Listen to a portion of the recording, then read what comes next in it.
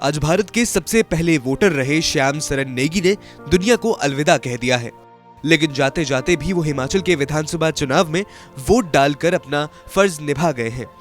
उन्होंने 106 साल की उम्र में आखिरी सांस ली। किन्नौर में पैतृक गांव में ही नेगी का अंतिम संस्कार राज्य के सम्मान के साथ किया गया।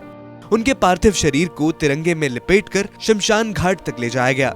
इस दौरान पूरा गांव और निर्वाचन विभाग के अधिकारी भी मौजूद रहे।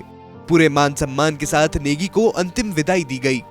वहीं उनके निधन पर प्रधानमंत्री मोदी ने भी ट्वीट कर नेगी के निधन पर शोक जताया। उन्होंने श्याम सरन नेगी की सराहना की और उन्हें देश के लोकतंत्र को मजबूत करने की एक अहम कड़ी बताया। पीएम ने लिखा कि नेगी का वोट डालने के प्रति उत्साह हमारे युवा मतदाताओं को प्रोत्साहित करता है। बता दें कि आजादी के बाद भारत में 1951-52 में जब पहले आम चुनाव हुए थे तो श्याम शरण नेगी ने ही उसमें सबसे पहले मतदान किया था, इसलिए उन्हें देश का सबसे पुराना और सबसे पहला मतदाता माना जाता है। इसके बाद से आज तक नेगी हर चुनाव में बूथ पर जाकर अपना वोट डालते आए हैं। गौरतलब है कि देश में 1952 में पहला लोकसभा चुनाव हुआ, लेकिन किन्नौर में भारी हिमपात के चलते 6 महीने पहले अक्टूबर 1951 में ही चुनाव हो गए। उस वक्त श्याम शरण किन्नौर के मुरंग स्कूल में शिक्षक थे। चुनाव करवाने में उनकी ड्यूटी लगी हुई थी, लेकिन वोट डालने का शौक था और ड्यूटी शोंगठोंग में मुरंग में थी और वोट कल्पा में डालना था। तो उन्होंने सुबह सुबह वोट देकर ड्यूटी पर जाने की इजाजत मांगी। सुबह सुबह ही वो अपने मतदान स्थल पर पहुंच गए।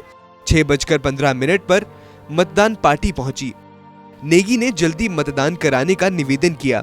मतदान पार्टी ने रजिस्टर खोलकर उन्हें पर्ची दी। मतदान करते ही इतिहास बन गया और श्याम शरण नेगी आजाद भारत के पहले मतदाता बन गए।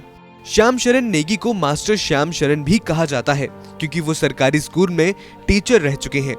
अपनी जिंदगी में उन्होंने 16 लोकसभा और 14 विधानसभा में वोट दिया है। इतना ही नहीं, पंचायत चुनावों में भी वोट देने जाते थे।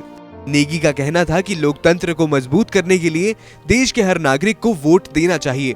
हमें वोट देने के अधिकार पर गर्व महसूस करना चाहिए, क्योंकि ये राष्ट्र का नेतृत्व करने के लिए सही प्रतिनिधि चुनने में मदद करता है।